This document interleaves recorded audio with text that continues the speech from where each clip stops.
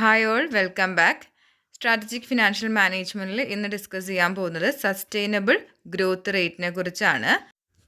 Sustainable growth rate is the maximum rate of growth that a company or social enterprise can sustain without having to finance growth with additional equity or ഡെപ്റ്റ്. അപ്പോൾ sustainable growth rate എന്ന് പറയുന്നത് ഒരു കമ്പനിക്ക് അല്ലെങ്കിൽ ഒരു social എൻ്റർപ്രൈസിന് additional ഇക്വിറ്റിയുടെയോ ഡെപ്റ്റിൻ്റെയോ സഹായം ഇല്ലാതെ സസ്റ്റെയിൻ ചെയ്യാൻ കഴിയുന്ന മാക്സിമം ഗ്രോത്ത് ആണ്. ദറ്റ് മീൻസ് അവരുടെ ഓപ്പറേഷൻസിലൂടെ അവർക്ക് ജനറേറ്റ് ചെയ്യുന്ന റവന്യൂ യൂസ് ചെയ്തിട്ട് അവർക്ക് എത്രത്തോളം മാക്സിമം ഗ്രോത്തിലെത്താൻ പറ്റും, അതിനെയാണ് സസ്റ്റൈനബിൾ ഗ്രോത്ത് റേറ്റ് എന്ന് പറയുന്നത്. അപ്പോൾ മറ്റൊരു രീതിയിൽ പറയുകയാണെങ്കിൽ it is the rate at which the company can grow while using its own internal revenue without borrowing from outside sources.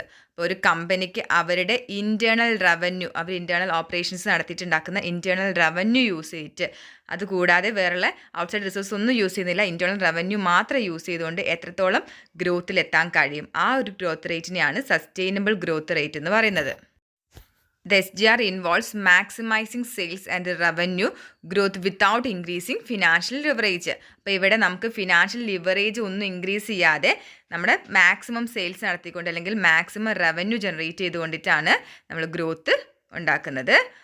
Achieving the SGR can help a company prevent being over leveraged and avoid financial distress. നമ്മൾ പറഞ്ഞു നമ്മൾ SGR create ചെയ്യുന്നത് കമ്പനിയുടെ on revenue use ചെയ്തിട്ടാണ്. അതുകൊണ്ട് തന്നെ over leverage ആവാതിരിക്കാനും അതുപോലെ financial distress ഇല്ലാതിരിക്കാനും ഇത് സഹായിക്കുന്നുണ്ട്.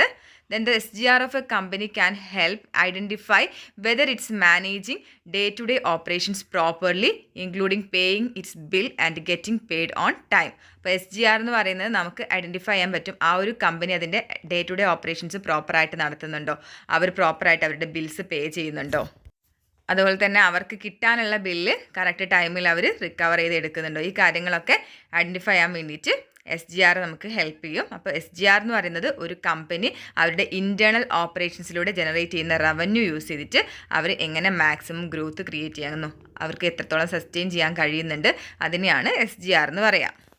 This rate is a long-term rate and it is used to determine what stage a company is in.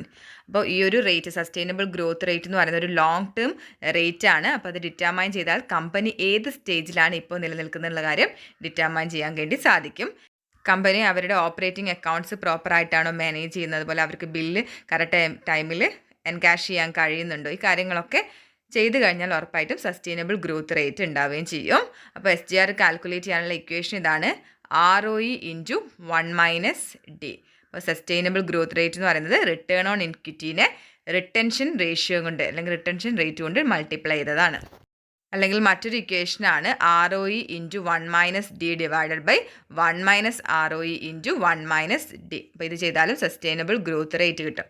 Four example നോക്കാം, a company has ROE of 15% and pay out ratio 75%. What is SGR എന്നാണ് ചോദിച്ചിട്ടുള്ളത്. അപ്പോൾ SGR കാണാൻ വേണ്ടി return on equity എടുക്കുക.